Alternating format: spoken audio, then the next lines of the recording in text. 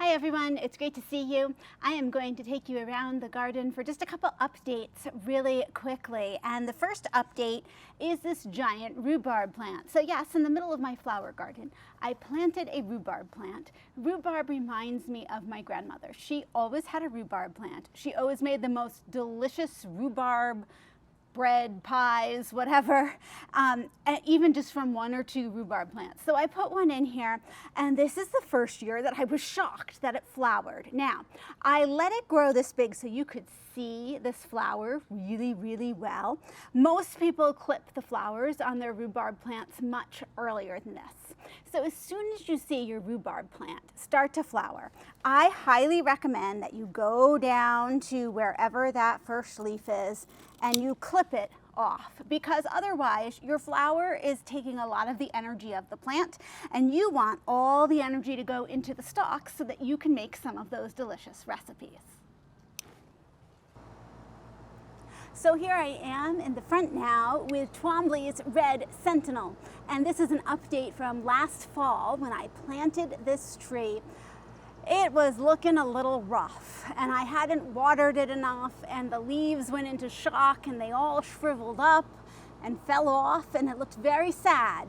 And Mr. Maple said, "Don't worry, don't give up hope, water it, give it the winter, it'll come back." And sure enough, what looked like a dead stick before is looking very, very healthy. So I am very excited here. Twombly's red Sentinel gets to be very tall and thin. So it's a perfect Japanese maple for this particular place, or for any place that you have that's close to the house and you need just a little something to pop in.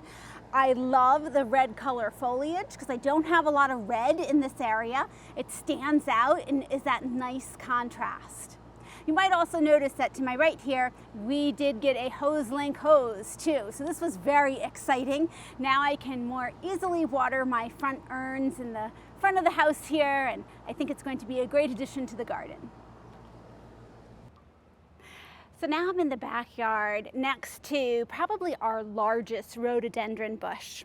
Here in the Northeast, azaleas and rhododendrons do really well, and that's because we have naturally acidic soil. It tends to be a little bit more humid. I think that this is just an ideal location if you are interested in azaleas and rhododendrons, and this one happens to be one of my favorites. So the typical azalea that you see and rhododendron that you see tend to be sort of a purplish color. And this one starts a very pale pink and opens to a white. It is spectacular. Like many things that I like the hydrangeas, some of these are frost sensitive.